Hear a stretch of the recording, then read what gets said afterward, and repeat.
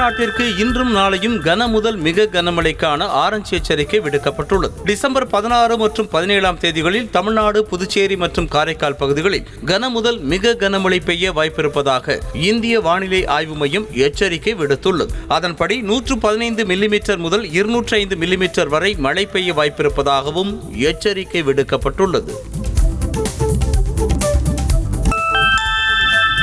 தமிழ்நாட்டில் இன்று 4 மாவட்டங்களில் கன முதல் மிக கனமழை பெய்ய வாய்ப்பிருப்பதாக சென்னை வானிலை ஆய்வு மையம் தெரிவித்திருக்கிறது. ராமநாதபுரம், புதுக்கோட்டை, தூத்துக்குடி, சிவகங்கை ஆகிய மாவட்டங்களில் மிக கனமழை பெய்ய வாய்ப்புள்ளது. அதேபோல கன்னியாகுமரி, மதுரை, விருதுநகர் உள்ளிட்ட 8 மாவட்டங்களில் கனமழை பெய்யக்கூடும் என தெரிவிக்கப்பட்டுள்ளது.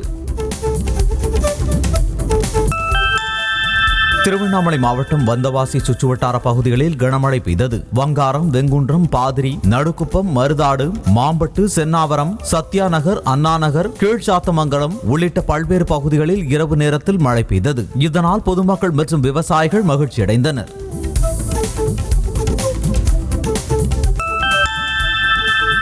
மிக்ஜாம் புயல் வெள்ளத்தால் பாதிக்கப்பட்ட மக்களுக்கு 6000 ரூபாய் நிவாரணம் வழங்கும் பணியை சென்னை வேளச்சேரியில் முதலமைச்சர் மு.க.ஸ்டாலின் தொடங்கி வைக்கிறார். சென்னையில் மழையால் அதிகம் பாதிக்கப்பட்ட பகுதிகளில் ஒன்றான வேளச்சேரியில் உள்ள அஷ்டலட்சுமி நகரில் ஞாயிற்றுக்கிழமை நிவாரணம் வழங்கும் பணியை முதலமைச்சர் தொடங்கி வைக்கிறார்.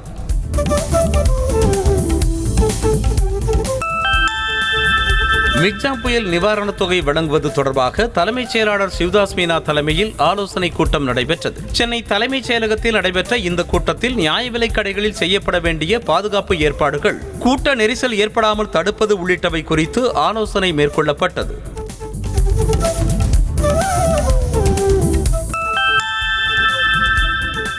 திருவள்ளூர் மாவட்டம் வள்ளுவர்புரத்தில் 6000 ரூபாய் நிவாரணத் தொகைக்கான டோக்கன் வழங்குவதில் நியாய விலைக்கடை ஊழியர்களுக்கும் பொதுமக்களுக்கும் வாக்குவாதம் ஏற்பட்டது.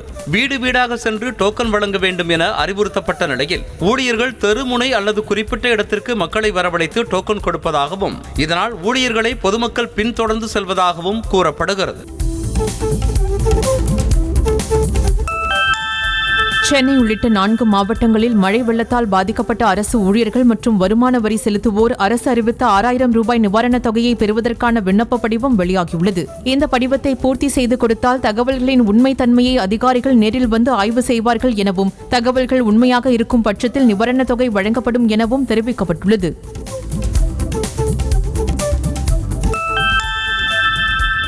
சென்னை உயர்நீதிமன்ற வழக்கறிஞர்கள் சங்க தேர்தலில் தற்போதைய தலைவர் ஜி. மோகனகிருஷ்ணன் மீண்டும் வெற்றி பெற்றார். மிகவும் பழமையான இந்த சங்கத்திற்கு வெள்ளிக்கிழமையன்று தேர்தல் நடைபெற்றது. இதில் 1301 வாக்குகளை பெற்ற மோகனகிருஷ்ணன் தனது தலைவர் பதவியை தக்க வைத்துக் கொண்டார். இவரை எதிர்த்து போட்டியிட்ட முன்னாள் தலைவர் R.C. பால் கனகராஜ் 1134 வாக்குகளை பெற்று தோல்வியடைந்தார்.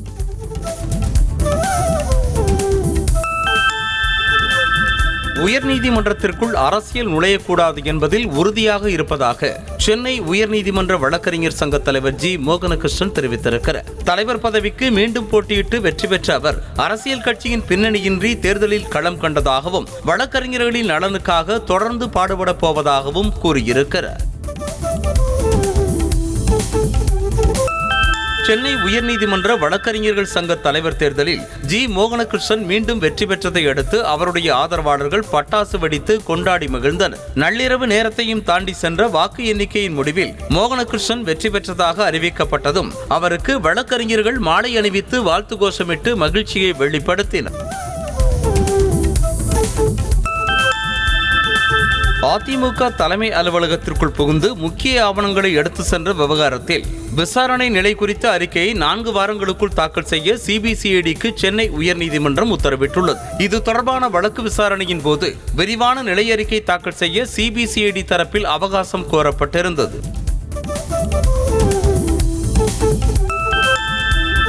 சென்னை எண்ணூர் துறைமுகத்தை சுற்றியுள்ள பகுதிகளில் இருந்து சுமார் 276 பீப்பாய்களில் 48.6 டன் எண்ணெய் கழிவுகள் அகற்றப்பட்டிருப்பதாக தமிழ்நாடு அரசு தெரிவித்துள்ளது. எண்ணூர் குப்பம், நெட்டுக்குப்பம், தாளங்குப்பம் ஆகிய கிராமங்களில் ஜேசிபி, டிப்பர் லாரிகள் மற்றும் அதிநவீன படகுகள் மூலம் துப்புரவு பணி முழுவீச்சில் நடைபெற்று வருவதாகவும், மொத்தம் 482 தொழிலாளர்கள் பணியில் ஈடுபட்டிருப்பதாகவும் தெரிவிக்கப்பட்டுள்ளது.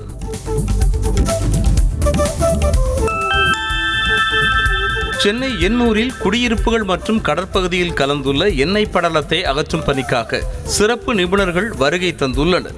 மும்பையைச் சேர்ந்த சீகேர் மெரைன் சர்வீசஸ் என்ற நிறுவனமும் எண்ணெய் கழிவு அகற்றும் பணியில் ஈடுபடுத்தப்பட்டுள்ளது. இந்த நிறுவனத்தில் இருந்து நிபுணத்துவம் பயிற்சி பெற்ற 6 பேர் எண்ணெய் அகற்றும் பணியில் ஈடுபட்டுள்ளனர். சனாதனம் குறித்து பேசியதற்காக ஆளுநருக்கு எதிராக வழக்கு தொடர்ந்துள்ள மூத்த வழக்கறிஞர் எஸ் துரைசாமி சென்னை உயர்நீதிமன்ற அறிவுறுத்தலின்படி ஆளுநரின் துணை செயலாளரை சந்தித்து வழக்கு குறித்து விளக்கம் அளித்தார். பின்னர் செய்தியாளர்களிடம் பேசிய அவர், சனாதனம் குறித்து தான் கேட்ட கேள்விகளுக்கு ஆளுநரின் செயலாளர் அளிக்கும் விளக்கங்களை ஏற்றுக்கொள்ள முடியாது என தெரிவித்தார்.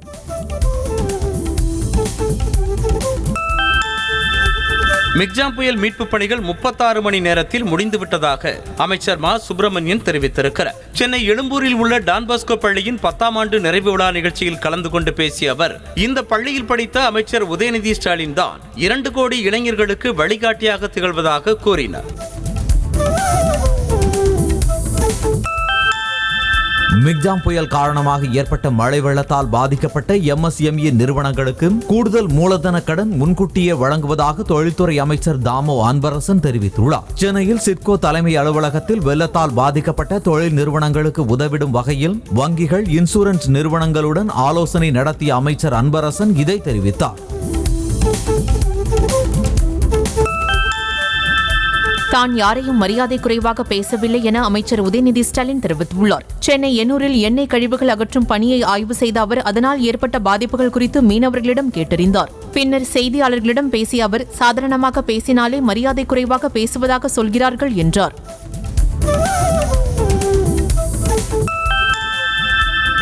சேலம் மாடர்ன் தியேட்டர்ஸின் நுழைவு வாயிலில் சிலை அமைப்பதற்காக அரசு தரப்பிலிருந்து யாரையும் நிர்பந்திக்கவில்லை என நெடுஞ்சாலைத்துறை அமைச்சர் ஏவா வேலு தெரிவித்திருக்கிறார். இது தொடர்பாக அமைச்சர் வெளியிட்டுள்ள அறிக்கையில், மாடர்ன் தியேட்டர்ஸ் நுழைவு வாயில் வளைவு நெடுஞ்சாலைத்துறையின் நிலத்திலேயே முழுவதுமாக அமைந்திருப்பதாக தெரிவித்துள்ளார்.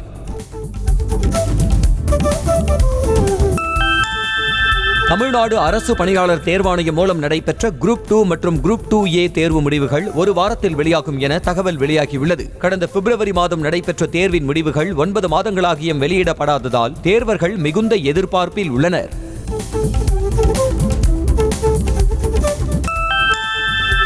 டிசம்பர் மாதத்திற்கான கலைஞர் மகளிர் உரிமை தொகை 15ஆம் தேதியான நேற்று பயனாளிகளின் வங்கிக் கணக்குகளில் வரவு வைக்கப்பட்டது. கடந்த மாதம் தீபாவளி பண்டிகையை முன்னிட்டு 15ஆம் தேதிக்கு முன்னதாகவே வரவு வைக்கப்பட்ட நிலையில் இம்மாதம் அரசு குறிப்பிட்டபடி 15ஆம் தேதியன்று சரியாக வரவு வைக்கப்பட்டது. இதனால் பயனாளிகள் மகிழ்ச்சி அடைந்தனர்.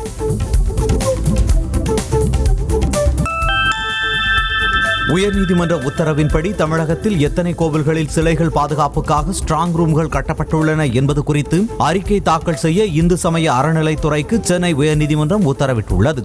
எத்தனை கோவில்களில் ஸ்ட்ராங் ரூம்கள் கட்டப்பட வேண்டியுள்ளது, அதற்கு எவ்வளவு காலமாகும் என்பது குறித்தும் அறிக்கை தாக்கல் செய்ய உத்தரவிடப்பட்டுள்ளது.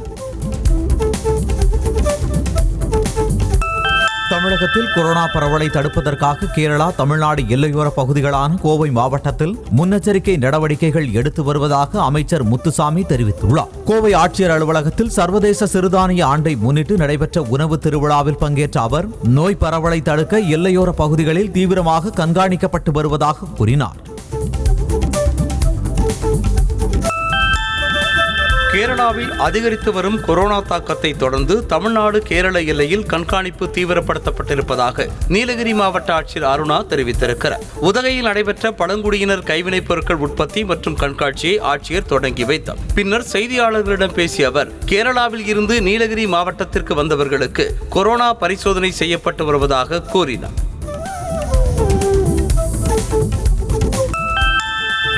திருப்பூர் மாவட்டம் உடுமலை அருகே மானுப்பட்டியில் ஆவின் பால் குளிரூட்டும் மையத்தில் முறைகேடு நடைபெறுவதாக கூறி அதிகாரியை முற்றுகையிட்டு விவசாயிகள் போராட்டத்தில் ஈடுபட்டனர். பால் குளிரூட்டும் மையத்தில் கொழுப்பு சத்து மற்றும் இதர சத்துக்களை குறைத்து மதிப்பிடுதல் உள்ளிட்ட பல்வேறு முறைகேடுகள் நடப்பதாகவும் இதனால் தாங்கள் வருமான இழப்பை சந்தித்து வருவதாகவும் விவசாயிகள் குற்றம் சாட்டினர்.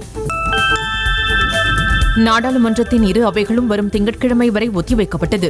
மக்களவையில் அத்துமீறல் தொடர்பான சம்பவம் நாடாளுமன்றத்தின் இரு அவைகளிலும் பெரும் பரபரப்பை ஏற்படுத்தியது. இது தொடர்பாக அமளியில் ஈடுபட்ட எதிர்க்கட்சி எம்பிக்கள் சிலர் சஸ்பெண்ட் செய்யப்பட்ட போதிலும் மற்ற எம்பிக்கள் தொடர் முழக்கங்களை எழுப்பினர். குஜராத் மாநிலம் சூரத்தில் பிரதமர் மோடியின் வருகையை முன்னிட்டு ஏற்பாடுகள் தீவிரமாக நடந்து வருகின்றன. புதிதாக கட்டப்பட்டுள்ள உலகின் பிரம்மாண்ட அலுவலக கட்டிடமான சூரத் டைமண்ட் போர்ஸ் கட்டிடம், சூரத் விமான நிலையத்தின் புதிய மேம்படுத்தப்பட்ட முனையம் உள்ளிட்டவற்றை பிரதமர் நரேந்திர மோடி நாளை திறந்து வைக்க உள்ளார். நாட்டின் எதிர்காலத்தை வடிவமைப்பதில் கேந்திரிய வித்யாலயா பள்ளிகள் முக்கிய பங்கு வகிப்பதாக பிரதமர் மோடி தெரிவித்துள்ளார். கேந்திர வித்யாலயா சங்கத்தின் வைர விழாவையொட்டி மாணவர்கள், ஊழியர்கள் மற்றும் முன்னாள் மாணவர்களுக்கு பிரதமர் நரேந்திர மோடி தனது வாழ்த்துக்களை தெரிவித்தார். பல ஆண்டுகளாக கேந்திரிய வித்யாலயா பள்ளிகள் ஏராளமான மாணவர்களுக்கு தரமான கல்வியை வழங்குவதாக பாராட்டு தெரிவித்தார். நாட்கள் அரசுமுறை பயணமாக இந்தியா வந்திருக்கும் ஓமன் சுல்தான் ஹைத்தம் பின் தாரிக் டெல்லியில் வெளியுறவுத்துறை அமைச்சர் ஜெய்சங்கரை சந்தித்து பேச்சுவார்த்தை நடத்தினார். இந்தியா ஓமன் இடையிலான வெளியுறவை மேலும் மேம்படுத்துவதன் முக்கியத்துவம் குறித்து ஜெய்சங்கரோடு ஓமன் சுல்தான் ஆலோசனை நடத்தினார். வருமான வரி சோதனையில் கைப்பற்றப்பட்ட 350 கோடி ரூபாய் பணம் தம்முடையது அல்ல என காங்கிரஸ் எம்பி தீரஜ் சாகு விளக்கம் அளித்துள்ளார். அதேபோல் இந்த பணத்திற்கும் காங்கிரஸ் கட்சிக்கும் எந்த தொடர்பும் இல்லை என்றும், கைப்பற்றப்பட்ட பணம் முழுவதும் குடும்பத்தாரார் நடத்தும் வியாபார நிறுவனங்களுக்கு சொந்தமானது என்றும் தெரிவித்தார். ஐடி சோதனை முடிந்து 10 நாட்களுக்கு பின்னர் காங்கிரஸ் எம்பி தீரஜ் சாகு மௌனம் கலைத்திருக்கிறார்.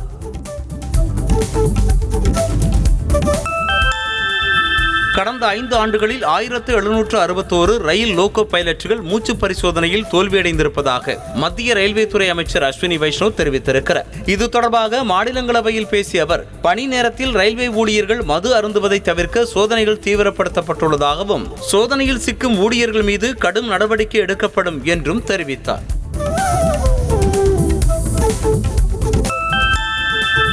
கர்நாடக காங்கிரஸ் அரசு மீது மத்திய அமைச்சர் நிர்மலா சீதாராமன் கடும் விமர்சனத்தை முன்வைத்துள்ளார். பெலகாவி மாவட்டத்தைச் சேர்ந்த காதலர்கள் ஊரை விட்டு வெளியேறிய நிலையில் பெண்ணின் உறவினர்கள் காதலனின் தாயை நிர்வாணப்படுத்தி ஊர்வலமாக அழைத்து சென்றனர். இச்சம்பவத்தை தொடர்ந்து காங்கிரஸ் வாக்கு வங்கிக்காக தாழ்த்தப்பட்ட மக்களுக்கு எதிரான அட்டூழியங்களை அனுமதிப்பதாக நிர்மலா சீதாராமன் குற்றம் சாட்டினார்.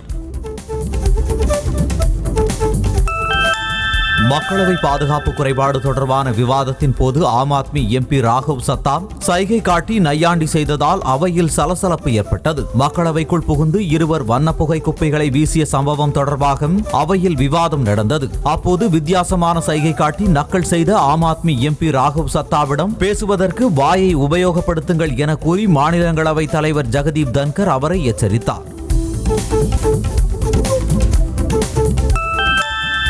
ஜம்மு காஷ்மீரின் பூஞ்ச் மாவட்டத்தில் உள்ள தேக்வா தர்வான் கிராமத்தில் போதைப் பொருட்கள் வியாபாரிகளின் சொத்துகளுக்கு காவல்துறை அதிகாரிகள் சீல் வைத்தனர்.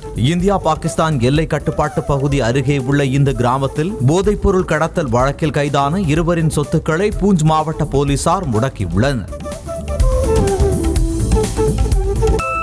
ஆன்லைனில் உணவு டெலிவரி செய்யும் சேவை நிறுவனமான ஸ்விக்கி பெங்களூருவை கேக் நகரம் என பெயரிட்டு அழைத்துள்ளது. தனது வலைதள பக்கத்தில் 2023ஆம் ஆண்டில் பெங்களூருவில் மட்டும் 85 லட்சம் கேக் ஆர்டர் செய்யப்பட்டிருப்பதாகவும், அதில் சாக்லேட் கேக்கை விரும்பி ஆர்டர் செய்திருப்பதாகவும் தெரிவித்துள்ளது. இதன் மூலம் பெங்களூரு மக்கள் சாக்லேட் உணவுகள் மீது அதிக ஆர்வம் காட்டுவதாக ஸ்விக்கி நிறுவனம் தெரிவித்துள்ளது.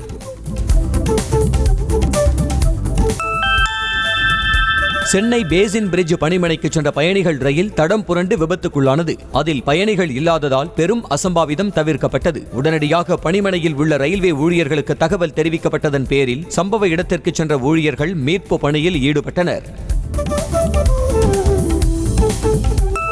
மதுரை மத்திய சிறையில் அடைக்கப்பட்டுள்ள அமலாக்கத்துறை அதிகாரி அங்கித் திவாரிக்கு முதல் வகுப்பு அறை வழங்க திண்டுக்கல் தலைமை நீதிபதி குற்றவியல் நடுவர் நீதிமன்ற நீதிபதி மோகனா உத்தரவிட்டுள்ளார். அரசு மருத்துவர் சுரேஷ் பாபுவிடம் லஞ்சம் வாங்கிய வழக்கில் கைதான அமலாக்கத்துறை அதிகாரி அங்கித் திவாரி தற்பொழுது மதுரை மத்திய சிறையில் உள்ளார்.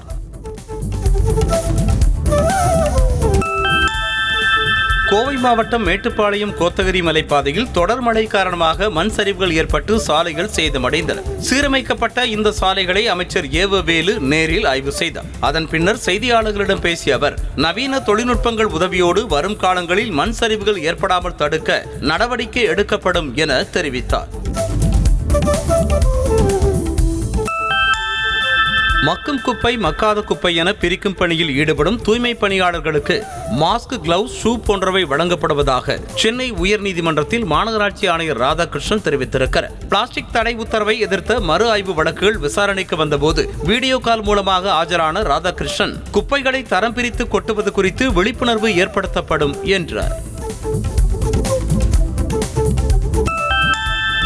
விழுப்புரம் மாவட்டம் திண்டிவனத்தில் அமைச்சர் செஞ்சி மஸ்தானை முற்றுகையிட்ட மாவட்ட துணை சேர்மனின் கணவர் தன் மனைவிக்கு பதவி கொடுத்ததும் நீங்கள்தான் என்றும் தற்போது தனது வீட்டை காலி செய்ய நினைப்பதும் நீங்கள்தான் எனவும் கூறியதால் சலசலப்பு ஏற்பட்டது. திண்டிவனம் புதுச்சேரி சாலையில் உள்ள மையானத்தில் தகர மேடை அமைப்பதற்காக பூமி பூஜை நிகழ்ச்சியில் பங்கேற்க வந்த அமைச்சரிடம் இதனை தெரிவித்தார்.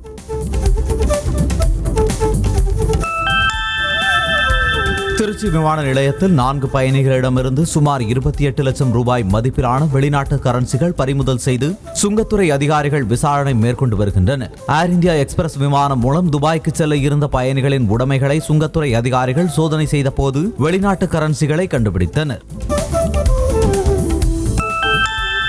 பெரியாறு நீர்ப்பாசனத்தில் இருந்து தண்ணீர் திறக்க கோரி மதுரை மாவட்ட ஆட்சியர் அலுவலகத்தில் நடைபெற்ற குறைதீர் கூட்டத்தை விவசாயிகள் புறக்கணித்து போராட்டத்தில் ஈடுபட்டனர். மேலூர் பகுதி விவசாயிகள் தங்களது விளைநிலங்களுக்கு ஒருபோக பாசனத்திற்கு தண்ணீர் திறந்து விடக் கோரி ஆட்சியர் முன்னிலையிலேயே அதிகாரிகளுடன் வாக்குவாதத்தில் ஈடுபட்டனர். மேலூர் பகுதி விவசாயிகளை வஞ்சிக்கும் விதமாக தமிழக அரசு செயல்படுவதாக திருப்பரங்குன்றம் தொகுதி அதிமுக எம்எல்ஏ ராஜன் செல்லப்பா குற்றம் சாட்டியுள்ளார். மதுரை மாவட்டம் மேலூரில் ஒருபோக பாசனத்திற்கு தண்ணீர் திறக்க வலியுறுத்தி அதிமுக சார்பாக நடைபெற்ற கண்டன ஆர்ப்பாட்டத்தின் போது எம்எல்ஏ ராஜன் செல்லப்பா இவ்வாறு பேசினார்.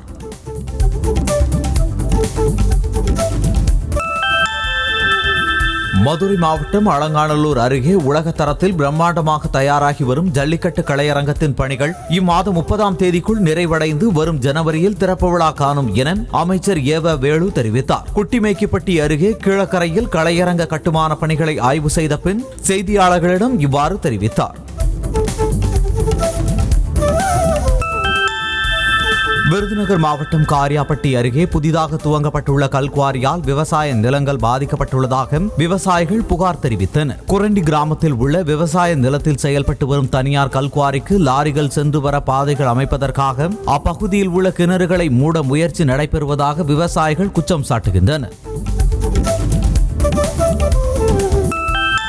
திருவண்ணாமலை மாவட்ட ஆட்சியர் அலுவலக வளாகத்தில் நடைபெற்ற விவசாயிகள் குறைதீர் கூட்டத்தில் 100 நாள் வேலை திட்டத்தில் முறைகேடு நடைபெறுவதாக கூறி விவசாயிகள் வாக்குவாதத்தில் ஈடுபட்டனர். முறைகேடுகள் தொடர்பாக விசாரித்து வருவதாகவும் விசாரணைக்கு பின் தக்க நடவடிக்கை எடுக்கப்படும் எனவும் அதிகாரிகள் கூறியும் விவசாயிகள் சமாதானமாகாததால் கூச்சல் குழப்பம் ஏற்பட்டது.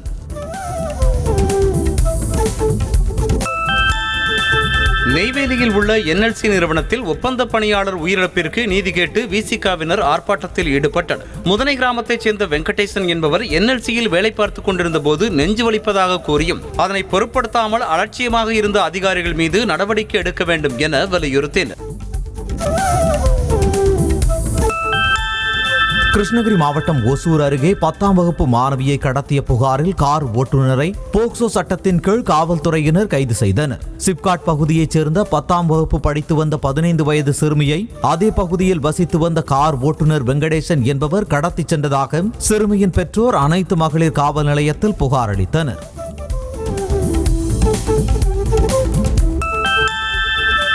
கன்னியாகுமரி மாவட்டம் நாகர்கோவில் அருகே 15 வயது சிறுமியை திருமணம் செய்த 44 வயது நபருக்கு 20 ஆண்டுகள் சிறை தண்டனையும் 25,000 ரூபாய் அபராதமும் விதித்து நாகர்கோவில் போக்சோ சிறப்பு நீதிமன்றம் தீர்ப்பளித்துள்ளது. மேலும் பாதிக்கப்பட்ட சிறுமிக்கு அரசு 1 மாத காலத்திற்குள் 5 லட்சம் ரூபாய் இழப்பீடு வழங்கவும் நீதிபதி ஜோசப் ஜாய் உத்தரவிட்டிருக்கிறார். திருப்பத்தூர் மாவட்டம் நாற்றம்பள்ளி அருகே சாலையில் தூக்கி வீசப்பட்ட தண்ணீர் கேன்களால் 2 கார்கள் விபத்தில் சிக்கின. பச்சூர் டோல்கேட் அருகே சுற்றித் திரிந்த சற்று மனநலம் பாதிக்கப்பட்ட ஏழுமலை என்பவர் அங்குள்ள கடைகளில் வைக்கப்பட்டிருந்த 25 லிட்டர் தண்ணீர் கேனை திடீரென தூக்கி சாலையில் வீச அவை கார்களின் சக்கரத்தில் சிக்கி விபத்து ஏற்பட்டதாக கூறப்படுகிறது. மதுரை மாட்டுத்தாவணி மார்க்கெட்டில் உள்ள தரைக்கடைகளை அதிகாரிகள் அகற்றுவதற்கு எதிர்ப்பு தெரிவித்து வியாபாரிகள் சாலை மறியல் போராட்டத்தில் ஈடுபட்டனர். 2024ஆம் ஆண்டு வரைக்கான வரித்தொகையை செலுத்தியிருக்கும் நிலையில் வெங்காய வியாபாரிகளுக்கு கடைகளை ஒதுக்கீடு செய்வதற்காக திடீரென தரைக்கடைகளை அகற்ற அதிகாரிகள் முயற்சி மேற்கொள்வதாக வியாபாரிகள் புகார் தெரிவித்தனர். திருவண்ணாமலை மாவட்டம் புதுப்பாளையம் அருகே ஊராட்சி மன்ற அலுவலகத்திற்கு பூட்டு போட்டு பொதுமக்கள் போராட்டம் நடத்தினர். குளம் ஊராட்சியில் குடிநீர் வசதி, தெருவிளக்கு உள்ளிட்ட அடிப்படை வசதிகள் செய்து தரப்படவில்லை என குற்றம் சாட்டியுள்ள பொதுமக்கள் ஊராட்சித் தலைவர் திருமலையிடம் பலமுறை புகார் அளித்தும் நடவடிக்கை எடுக்கப்படவில்லை என புகார் தெரிவித்துள்ளனர். கோவை மாவட்டம் அன்னூர் பகுதியில் 14 மணி நேரத்திற்கு மேலாக மின் தடை ஏற்பட்டதால் பொதுமக்கள் அவதிக்குள்ளாகினர். மாதாந்திர பராமரிப்பு காரணமாக காலை 9 மணிக்கு நிறுத்தப்பட்ட மின்சாரம் இரவு 10 மணி வரை மீண்டும் விநியோகிக்கப்படவில்லை என கூறப்படுகிறது. மின் விநியோக பாதிப்பால் அப்பகுதி முழுவதும் இருள் சூழ்ந்து காணப்பட்டது. கடலூர் மாவட்டம் வேப்பூர் அருகே விளைச்சல் தரக்கூடிய நிலத்தை கையகப்படுத்தும் திட்டத்தை அரசு கைவிட வேண்டும் என கிராம மக்கள் வலியுறுத்தி வருகின்றனர். புள்ளூர் கிராமத்தில் ஆலைகள் அமைக்க உள்ளதாக கூறி அதிகாரிகள் விளைநிலங்களை அளவீடு செய்து அபகரிக்கும் வேலையை துவங்கியிருப்பதாகவும் விவசாயிகள் குற்றம் சாட்டியுள்ளனர். சென்னையில் தனியார் கல்லூரி பேருந்தின் பின்பகுதியில் அரசு பேருந்து மோதி விபத்துக்குள்ளானது. சென்னை திருவொற்றியூரில் இருந்து மீஞ்சூர் வரை செல்லக்கூடிய மாநகர பேருந்து விம்கோ நகர் மெட்ரோ ரயில் நிலையம் அருகே சென்று கொண்டிருந்தது. அப்போது மாணவர்களை இறக்குவதற்காக நின்று கொண்டிருந்த தனியார் கல்லூரி பேருந்தின் பின்பகுதியில் அரசு பேருந்து மோதியது. இதில் அதிர்ஷ்டவசமாக பயணிகள் உயிர் தப்பினர். சென்னையை அடுத்த போரூர் அருகே குண்டும் குழியுமான சாலையால் விபத்துகள் ஏற்படுவதாக வாகன ஓட்டிகள் புகார் தெரிவித்துள்ளனர். செட்டியார் அகரம் பகுதியில் உள்ள சாலைகள் மிக்ஜாம் புயல் காரணமாக ஏற்பட்ட மழை வெள்ளத்தால் சேதமடைந்ததாக சொல்லப்படுகிறது. இந்த சாலையை சீரமைத்து கொடுக்கும்படி மாநகராட்சிக்கு வாகன ஓட்டிகள் கோரிக்கை விடுத்துள்ளனர். சென்னை தண்டையார்பேட்டையில் உணவக ஊழியர் கொலை தொடர்பாக 4 இளைஞர்களை போலீசார் கைது செய்து சிறையில் அடைத்தனர். பட்டேல் நகர் பகுதியைச் சேர்ந்த உணவக ஊழியர் முத்துப்பாண்டியை 4 இளைஞர்கள் கேலி செய்ததாக கூறப்படுகிறது. இதுகுறித்து தட்டி கேட்ட முத்துப்பாண்டியை அந்த 4 பேரும் தாக்கியதில் காயமடைந்த அவர் ஸ்டான்லி அரசு மருத்துவமனையில் சிகிச்சை பலனளிக்காமல் உயிரிழந்தார். ராமாபுரத்தில் மெழுகுவர்த்தி ஏற்றிய போது ஆடையில் தீப்பற்றி காயமடைந்த சிறுமி மருத்துவமனையில் சிகிச்சை பலனளிக்காமல் பலியான சம்பவம் சோகத்தை ஏற்படுத்தியுள்ளது. காந்திநகர் 2வது தெருவைச் சேர்ந்த விஜயலட்சுமி என்ற 13 வயதான அந்த சிறுமி வீட்டில் மின்சாரம் இல்லாத போது மெழுகுவர்த்தி ஏற்றியதில் எதிர்பாராத விதமாக அவருடைய ஆடையில் தீப்பிடித்து கை கால்களில் காயமடைந்ததாக கூறப்படுகிறது. சென்னையில் தமிழ்நாடு மாற்றுத்திறனாளிகள் சங்கங்களின் கூட்டமைப்பின் வெள்ளி விழாவையொட்டி 250 மாற்றுத்திறனாளிகளுக்கு நலத்திட்ட உதவிகள் வழங்கப்பட்டன. அண்ணாநகர் கிழக்கு பகுதியில் உள்ள அம்மா அரங்கத்தில் நடைபெற்ற நிகழ்ச்சியில் முன்னாள் தலைமைச் செயலாளர் இறையன்பு, ஆட்சி மசாலா நிறுவன தலைவர் பத்மசிங் ஐசக் உள்ளிட்டோர் கலந்து கொண்டனர். கோவை காந்திபுரம் பகுதியில் டாஸ்மாக் கடையில் பாட்டிலுக்கு 30 ரூபாய் அதிகம் கேட்கும் கடை ஊழியரின் வீடியோ வெளியாகி பரபரப்பை ஏற்படுத்தியுள்ளது. 30 ரூபாய் என கூடுதலாக வசூலித்த விற்பனையாளர் சரியான சில்லறை கொடுக்க வேண்டும் என வாடிக்கையாளரிடம் வாக்குவாதத்தில் ஈடுபடுவதும், கூடுதல் விலைக்கான காரணம் குறித்து வாடிக்கையாளர் விற்பனையாளரிடம் கேட்பதும் அந்த வீடியோவில் பதிவாகியிருந்தன. ராணிப்பேட்டை மாவட்டம் பனப்பாக்கம் அருகே ஓய்வு பெற்ற காவல் ஆய்வாளர் வீட்டில் 50 சவரன் நகை, 10 லட்சம் பணம் கொள்ளைப்போன சம்பவம் பரபரப்பை ஏற்படுத்தியுள்ளது. மேலப்புலம் புதூர் காமராஜர் நகரில் வசித்து வரும் ஓய்வு பெற்ற காவல் ஆய்வாளர் ராமலிங்கம் வீட்டில் கொள்ளை சம்பவத்தில் ஈடுபட்ட மர்ம நபர்களை கைரேகை நிபுணர்கள் உதவியுடன் போலீசார் தீவிரமாக தேடி வருகின்றனர். சேலம் வஉசி மலச்சந்தையை ஏலம் எடுத்த குத்தகைதாரர் ஒவ்வொரு கடைக்கும் 30 லட்சம் வரை பணம் கேட்பதாக கூறி மாநகராட்சி அலுவலகத்தை பூ வியாபாரிகள் முற்றுகையிட்டனர். குத்தகைதாரருக்கு ஆதரவாக திரண்ட பூ வியாபாரிகள் சிலர் குத்தகைதாரர் மீதான குற்றச்சாட்டை மறுத்து போட்டி போராட்டம் நடத்தினர். இதனால் சேலம் மாநகராட்சி அலுவலகத்தில் பரபரப்பு நிலவியது. காரணமாக சென்னை ஸ்டான்லி அரசு மருத்துவமனையில் சிகிச்சை பெற்று வந்த புழல் சிறை கைதி சிகிச்சை பலனளிக்காமல் உயிரிழந்தார். உறவுக்கார பெண்ணின் புகைப்படத்தை ஆபாசமாக சித்தரித்து சமூக வலைதளங்களில் பதிவிடுவதாக கூறி மிரட்டிய வழக்கில் சென்னை தண்டையார்பேட்டையைச் சேர்ந்த ஜெகதீசன் கைது செய்யப்பட்டார். புழல் சிறையில் அடைக்கப்பட்டிருந்த அவர் காசநோய் பாதிப்பு காரணமாக உயிரிழந்தார். தூத்துக்குடி மாவட்டம் சாத்தான்குளம் அருகே பனைமரக்காட்டு பகுதியில் திடீரென ஹெலிகாப்டர் வந்திறங்கியது மக்களிடத்தில் பரபரப்பை ஏற்படுத்தியுள்ளது.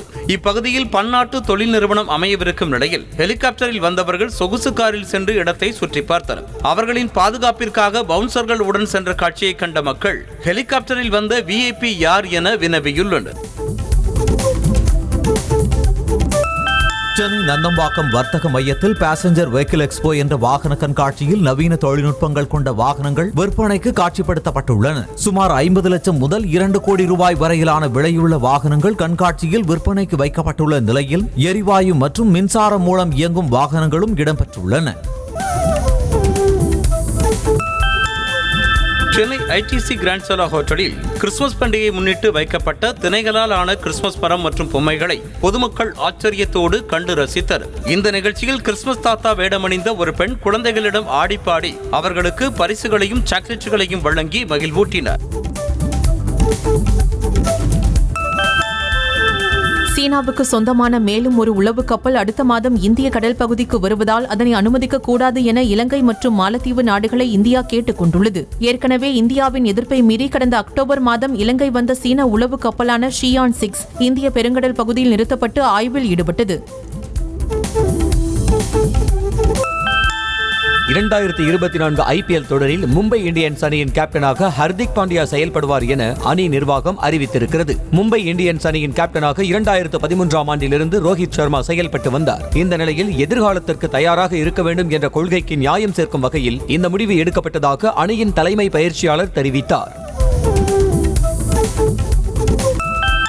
மும்பை இந்தியன்ஸ் கேப்டன் பொறுப்பில் இருந்து விடுவிக்கப்பட்ட ரோஹித் சர்மாவுக்கு அந்த அணி சார்பில் நன்றி தெரிவிக்கப்பட்டுள்ளது. 2013ஆம் ஆண்டில் இருந்து மும்பை இந்தியன்ஸ் கேப்டனாக மிக சிறப்பாக செயல்பட்டதாகவும் ரோஹித் சர்மா தலைமையால் அணிக்கு வெற்றி கிடைத்ததோடு IPL தொடரில் மிகச்சிறந்த கேப்டனாகவும் அவர் திகழ்ந்ததாக மும்பை இந்தியன்ஸ் அணி பாராட்டியுள்ளது. இந்திய கிரிக்கெட்டுக்கு முன்னாள் கேப்டன் தோனி செய்த பங்களிப்பை கௌரவிக்கும் வகையில் அவரது ஜெர்சி நம்பர் 7க்கு BCCI ஓய்வளித்துள்ளது. இதன் மூலம் ஜெர்சி 7ஐ இந்திய வீரர் வீராங்கனைகள் யாரும் இனி பயன்படுத்த முடியாது. இதற்கு முன்னதாக சச்சினை கௌரவிக்கும் வகையில் அவரது 10 ஜெர்சிக்கு 2017ஆம் ஆண்டே BCCI ஓய்வு அறிவித்திருந்தது குறிப்பிடத்தக்கது. 2023ஆம் ஆண்டில் கூகுளில் உலகளவில் அதிகம் தேடப்பட்ட விளையாட்டு அணிகள் பட்டியலில் பிரபல கால்பந்து அணியான மெஸ்ஸி தலைமையிலான இன்டர் மியாமி அணி முதலிடத்தை பிடித்துள்ளது. இந்த பட்டியலில் கூடைப்பந்து அணியான லாஸ் ஏஞ்சல்ஸ் லேக்கர்ஸ் 2வது இடத்தையும் ரொனால்டோ தலைமையிலான அல் நாசர் அணி 3வது இடத்தையும் பிடித்துள்ளது. இந்திய கிரிக்கெட் அணி 9வது இடத்தை பிடித்துள்ளது. விடாமுயற்சி ஷூட்டிங் ஸ்பாட்டில் நடிகர் அஜித் எடுத்த புகைப்படங்கள் வைரலாகி வருகின்றன. நடிகர் அஜித் குமார் தற்போது மகிழ் திருமேனி இயக்கத்தில் விடாமுயற்சி படத்தில் நடித்து வருகிறார். படப்பிடிப்பிற்கு இடையே நடிகர் அர்ஜுன், நடிகை ரெஜினா கசான்ட்ரா, ஆர்ட் டைரக்டர் கிரண், இயக்குனர் மகிழ் திருமேனி ஆகியோரை தன் கேமராவால் அஜித் குமார் புகைப்படம் எடுத்தார். நடிகர் தனுஷ் இயக்கி நடிக்கும் D50 படத்தின் படப்பிடிப்பு நிறைவடைந்திருக்கிறது. இதனை தனது எக்ஸ் தள பக்கத்தில் பகிர்ந்த தனுஷ் படத்தில் பணிபுரிந்த ஒட்டுமொத்த படக்குழுவுக்கும் தனது நன்றிகளை தெரிவித்துள்ளார். அத்தோடு தனது கனவை நிறைவேற்றிய தயாரிப்பாளர் கலாநிதி மாறன் மற்றும் சன் பிக்சர்ஸ் நிறுவனத்திற்கும் நன்றிகள் என பதிவிட்டுள்ளார். அயலான் மற்றும் ஆலம்பனா படத்தை வெளியிட 4 வாரங்களுக்கு தடை விதித்து சென்னை உயர்நீதிமன்றம் உத்தரவிட்டுள்ளது. KJR ஸ்டுடியோஸ் நிறுவனம் தங்களுக்கு தர வேண்டிய 14.70 கோடி ரூபாய் நிலுவைத் தொகையை தரவில்லை என்று கூறி DSR பிலிம்ஸ் நிறுவனம் வழக்கு தொடர்ந்தது. மேலும் அதுவரை 2 படங்களையும் வெளியிட தடை விதிக்கவும் கோரிக்கை வைக்கப்பட்டது.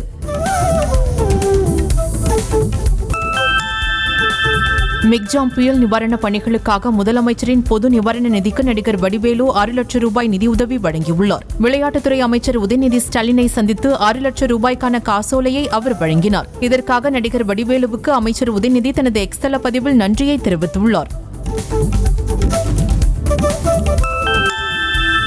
அமெரிக்காவிற்கு சுற்றுலா சென்றுள்ள நடிகை மிருனால் தாக்கூர் நியூயார்க்கில் எதிர்பாராத விதமாக ஹாரி பாட்டர் படத்தின் ஹீரோ டேனியலை நேரில் சந்தித்தார். அப்போது இருவரும் எடுத்துக்கொண்ட புகைப்படங்களை அவர் இன்ஸ்டாகிராம் பக்கத்தில் பகிர்ந்துள்ளார். இந்த புகைப்படங்கள் தற்போது சமூக வலைதளங்களில் வைரலாகி வருகிறது.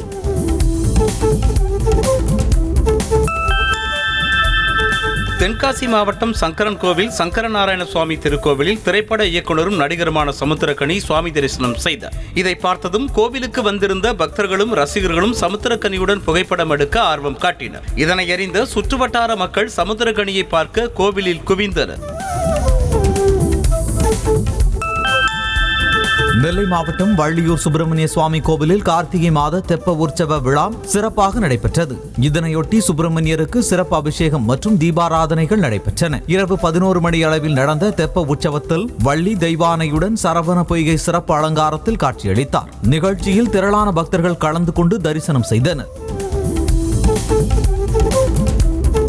சிவகங்கை மாவட்டம் தேவகோட்டையில் உள்ள ஐயப்பன் கோவிலில் திருவிளக்கு பூஜை நடைபெற்றது. தேவகோட்டை ஸ்ரீ சபரி சாஸ்தா பஜனை குழு சார்பாக உலக நன்மை வேண்டியும் விவசாயம் செழிக்க வேண்டியும் திருவிளக்கு பூஜை நடைபெற்றது. இதில் ஏராளமான பெண்கள் கலந்து கொண்டு வழிபட்டனர். நிகழ்ச்சியில் பங்கேற்ற அனைவருக்கும் மஞ்சள் கிழங்கு, குங்குமம் உள்ளிட்ட பிரசாதங்கள் வழங்கப்பட்டன.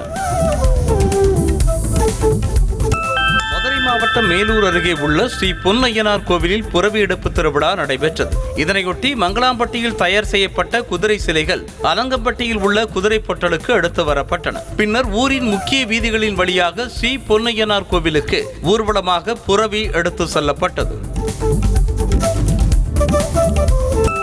திருவண்ணாமலை மாவட்டம் வந்தவாசி அருகே மும்முனி கிராமத்தில் உள்ள ஸ்ரீ ஸ்ரீ வேத வைத்தீஸ்வரர் கோவில் 5ஆம் ஆண்டு கும்பாபிஷேக விழாவை முன்னிட்டு திருக்கல்யாண உற்சவம் விமர்சையாக நடைபெற்றது. இதனையொட்டி சிவன், பார்வதி, முருகர் வேடமணிந்த ஏராளமான பெண்கள் சீர்வரிசை பொருட்களுடன் ஊர்வலமாக சென்றனர். பின்னர் ஸ்ரீ வேத வைத்தீஸ்வரருக்கும் ஸ்ரீ வேதவள்ளி தாயாருக்கும் திருக்கல்யாண உற்சவம் நடைபெற்றது. திருப்பூர் மாவட்டம் உடுமலை ஐயப்பன் கோவிலில் 108 விளக்கு பூஜை வெகு விமர்சையாக நடைபெற்றது. இக்கோவிலில் 62வது மண்டல பூஜை விழாவை முன்னிட்டு மஞ்சமாதா அம்பாளுக்கு சிறப்பு அபிஷேக தீபாராதனை நடைபெற்றது. பின்னர் உலக நன்மைக்காகவும் மழை பெய்ய வேண்டியும் திருவிளக்கு பூஜை நடைபெற்றது. இதில் ஏராளமான பெண்கள் கலந்து கொண்டு வழிபட்டனர். விருதுநகர் மாவட்டம் ஸ்ரீவில்லிபுத்தூர் ஆண்டாள் கோவிலில் பகல்பத்து மண்டபத்தில் எழுந்தருளிய ஸ்ரீ ஆண்டாள் நாச்சியார் திருப்பாவை பட்டுடுத்தி பக்தர்களுக்கு அருள் பாலித்தார். இதில் ஸ்ரீதேவி, பூதேவி சமேத வடபத்ரசாய் பெருமாள் என்கிற பெரிய பெருமாள் மற்றும் 12 ஆழ்வார்கள் சிறப்பு அலங்காரத்தில் பக்தர்களுக்கு காட்சியளித்தனர். விவோ நிறுவனம் தனது ஸ்மார்ட் போன் மாடல்களுக்கு விலை குறைப்பு அறிவித்திருக்கிறது. அந்த வகையில் Vivo Y16, Vivo Y17s, Vivo Y02T, Vivo Y02, Vivo Y27 மற்றும் விவோ YY17s போன்ற மாடல்களின் விலை குறைக்கப்பட்டிருக்கிறது. தற்போதைய விலை குறைப்பு காரணமாக இந்த ஸ்மார்ட் போன்களின் விலை 1000 ரூபாய் வரை குறைந்திருக்கிறது. சிம்பிள் ஒன் நிறுவனம் அதன் மிகவும் விலை குறைந்த .1 எலக்ட்ரிக் ஸ்கூட்டரை அறிமுகம் செய்துள்ளது. இதில் இருக்கும் 3.7 kWh பேட்டரி பேக்கை பயன்படுத்தி 151 கிலோமீட்டர் தூரம் பயணம் செல்லலாம் என்று கூறப்படுகிறது. இதில் touch screen instrument cluster, 35 litre storage space உள்ளது.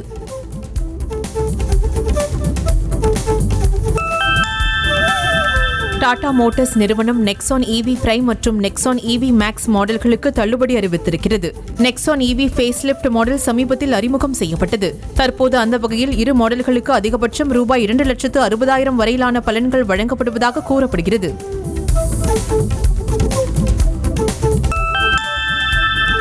ஜாவா மற்றும் ST மோட்டார் சைக்கிள்ஸ் நிறுவனம் டிசம்பர் 31ஆம் தேதி வரை தங்கள் இருசக்கர வாகனங்களுக்கு அசத்தல் சலுகைகளை அறிவித்துள்ளது. பழைய வாகனங்களை எக்ஸ்சேஞ்ச் செய்பவர்களுக்கு 10,000 ரூபாய் வரை போனஸ், தேர்வு செய்யப்பட்ட ரைடிங் கியர் மற்றும் ஆக்சசரிஸ்களுக்கு 50% வரை தள்ளுபடி வழங்கப்படுகிறது. 4 ஆண்டுகள் அல்லது 50,000 கிலோமீட்டர் வரை நீட்டிக்கப்பட்ட வாரண்டியும் வழங்கப்படுகிறது.